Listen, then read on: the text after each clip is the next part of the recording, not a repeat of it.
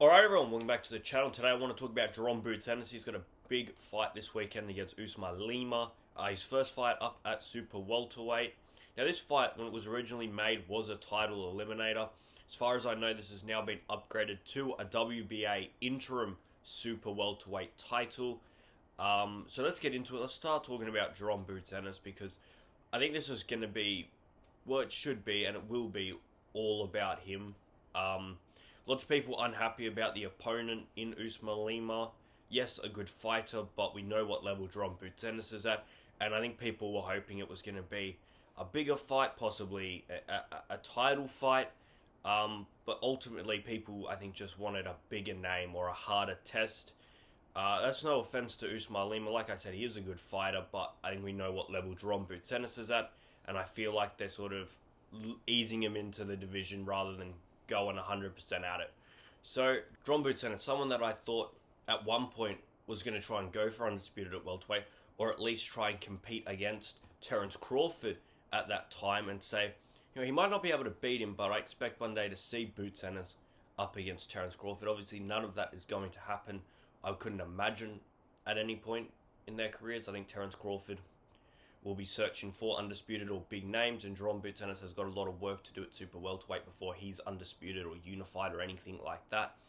And for me, I think Terence Crawford will end up at middleweight anyway. But Boots Ennis. Now, I think that fight against Stanionis showed Boots a lot. I think it showed him that he is not at his best at welterweight. I think he's fought so long under IBF rules where you could only allow 10 pounds rehydrated. When he fought Stanionis and he was able to hydrate a lot more and feel more comfortable at a weight rather than shrinking himself down and still not being 100% on fight day, he realized, you know what, I'm not giving myself the best opportunity and I'm not presenting my best self at this weight. It's time to move up. And I think it's going to work very, very well for Boots Ennis. I mean, we all saw the photo of him and Canelo. If you haven't, I'll put it on the screen. You see how big he is. I mean, he's standing there next to a super middleweighter, and Boots was fighting at welterweight. Like, I'd argue Boots is bigger, but I know that Canelo is a dense person, but Boots Ennis, he's massive, and to be fighting at welterweight and only allowing himself to put on 10 more pounds after weight cut, I think really hurt his performances, and I think we saw that the way he annihilated Emantas Stanionis. Stanionis is someone that I rated very highly going into that fight, and I still think I do rate him very high. I think if he stays motivated and puts himself 100% into the sport, at welterweight he will be champion, especially with the people that are at the top in that division. Now, Boots Ennis, he left the welterweight division as WBA, IBF, and ring champion. And he's going to be now going for an interim WBA title against Uisma Lima. Uisma Lima, if you don't know, 32 years of age, 14 wins, 10 knockouts, 1 loss. Lima's last fight was in May of this year against Shervatag Koopman, round 9 TKO. Koopman was undefeated, 15-0 at the time of that fight. The only loss to Lima was back in 2023 when he was facing Aaron McKenna. Aaron McKenna, someone right now that I think is a top middleweighter, and I think it'll only be a matter of time before he is either fighting for a title or holding a title, because I think he's unbelievable. He's currently 20-0, Irish fighter. He was quite young at the time he fought Lima, but as well, I will point out that Lima's fought quite a few fights at middleweight, so he's no small person either.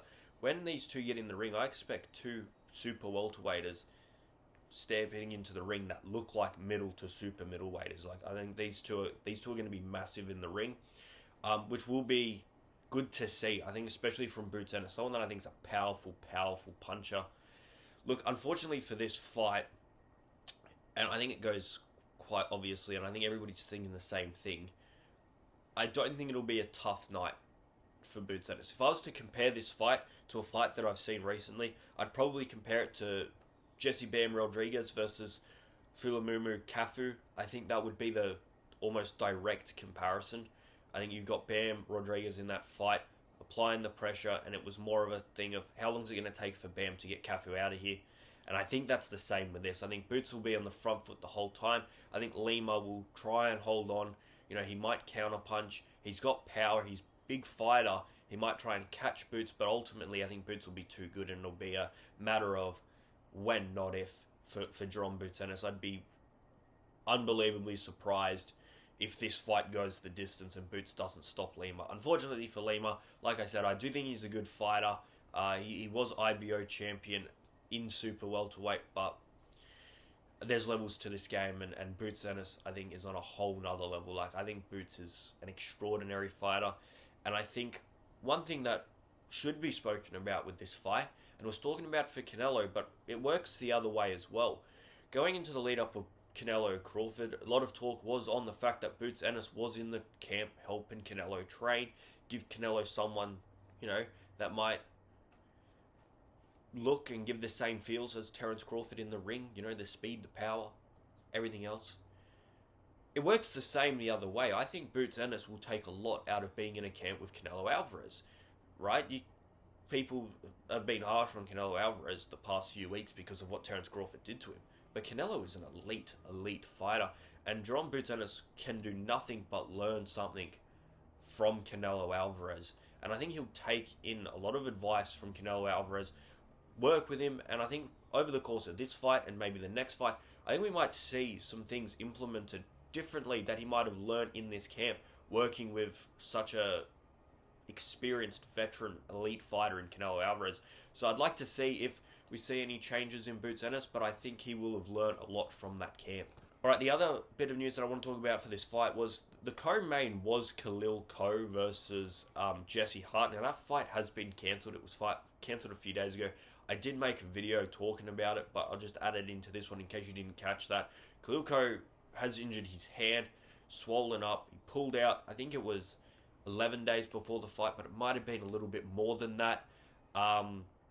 Jesse Hart, as far as I know, is seeking a replacement, but as of time of filming, he hasn't found one. So, Jesse Hart, now 36 years old, 31 wins, 3 losses. This was a fight for a WBC light heavyweight title, US based. So, it'll be a bit harsh on Jesse Hart if he doesn't get a fight and doesn't get to fight for that belt. He's been around for a long time.